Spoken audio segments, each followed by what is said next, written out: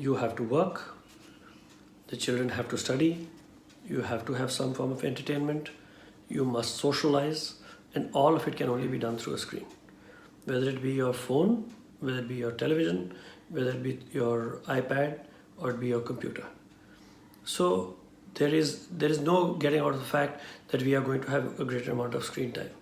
As I explained to you earlier, there are two downsides to the screen time: the dryness and muscle weakness. To deal with the dryness, because dryness is, I told you, due to reduced blink rates.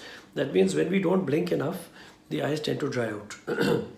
And when they dry out, the eye has to always be kept soaked in tears. If it's not kept soaked in tears, it's unable to focus properly.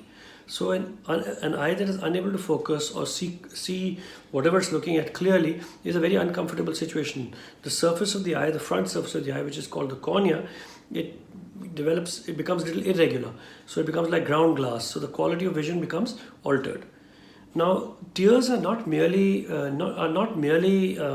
water like you may think. Tears actually constitute a layer of water. Below that, a layer of mucus, which allows the water to stay there, and a layer of oil, which is on the top, which is the most important layer of your tear film. This oil layer of your tear film is what allows retention of the tears. It prevents them from evaporating. So all of us today, in the current normal that we are going through, all of us are subjected to dryness by a form of dryness called evaporative dryness. We have evaporative dry eye. And this evaporative dry eye is because our tears are just evaporating faster than they should. Why is that? Why should the tears evaporate? I mean, what has happened to that oil layer? Why is it not retaining the tears? The oil layer is secreted when we blink. So when you blink the lids, the pressure on the lid squeezes the gland and one little blob of oil comes out, coats the tear film. Watching a screen is a hypnotic state, so you don't blink enough. Because you don't blink enough, the eyes dry out. So one, learn to blink. Simple rule is called the 20-20-20 rule. That means in every 20 minutes, look at an object 20 feet away for 20 seconds. Easy to remember, 20-20-20 rule.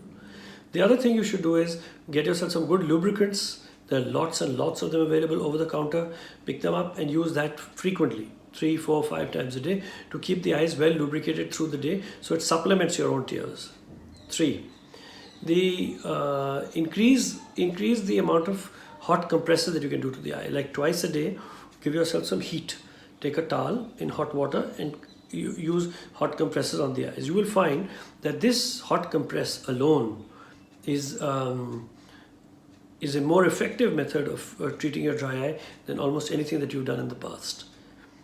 So 20-20-20 rule, lubricate the eyes, use hot compresses, and of course, needless to say, be judicious about the screen time.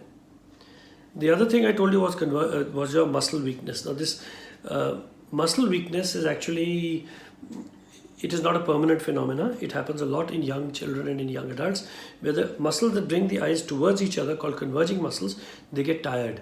They get tired due to excessive use. The whole day you're focused like that on the screen at some object which is at that 30 to 45 centimeters away. So do some exercises to build up the muscles. This exercise will not prevent or increase the number or reduce the number, no, none of that.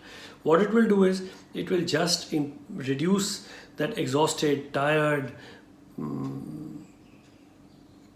eye by the end of the day, and that pain that a lot of times you'll complain of by the end of the day, called a brow ache.